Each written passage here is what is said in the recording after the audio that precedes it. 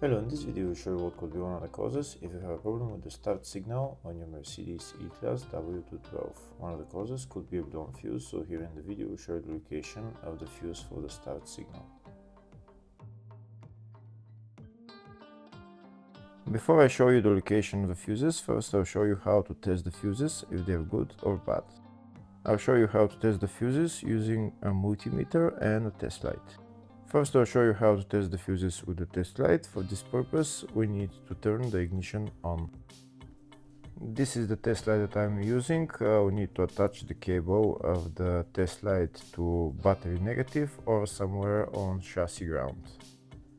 Then we're going to start testing the fuses with the test light. On the fuses there is two pins, you can see them right there before the 30 and after the 30. There's two pins where we touch them with the test light, and if both pins light up, that means the fuse is good. If only one pin lights up, that means the fuse is bad. Sometimes none of the pins light up, that means that there is no power going to that fuse. Next, I'll show you how to test the fuses with a multimeter. This is what the fuse looks like. You can see that contact in the middle that is connecting to the two pins. This is the contact that shows if the fuse is good or bad. If the contact is burnt, that means the fuse is bad. If it's if it's connected, that means it's good. When we test the fuses, we should measure resistance with the multimeter. So when we turn the multimeter on, we should turn it to 20k ohms. When measuring the fuses, the resistance should be very close to zero. We'll start now testing each fuse. First, we'll touch both cables together of the multimeter just to see if it measures resistance. You can see there is no resistance in the cables, but it measures 0 ohms. Now we'll start measuring the first fuse, and we'll see what will show. It's showing 0 ohms, so that means this fuse is good.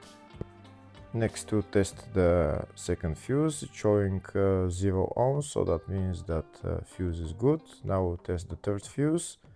Third fuse is also showing 0 ohms, so that means that fuse is also good.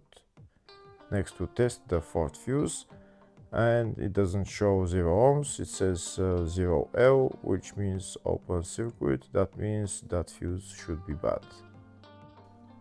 Now we'll see what the condition of the fuse is visually.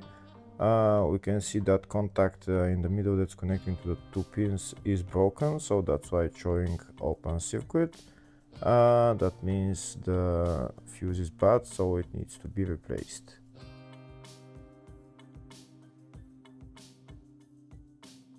Next, I'll show you the location of all the main fuse boxes on this Mercedes E-Class W212. There is one fuse box in the engine bay area, and it's located right there, just underneath this cover. You need to lift this cover, and then you see the fuse box underneath, and that's the fuse box right there.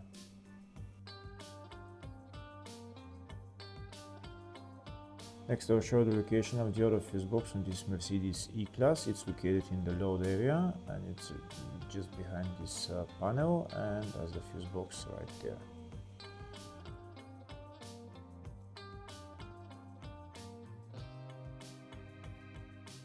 Next, I'll show you a diagram of the two fuse boxes. One of the fuse boxes is in the engine bay area, and the other one is in the load area.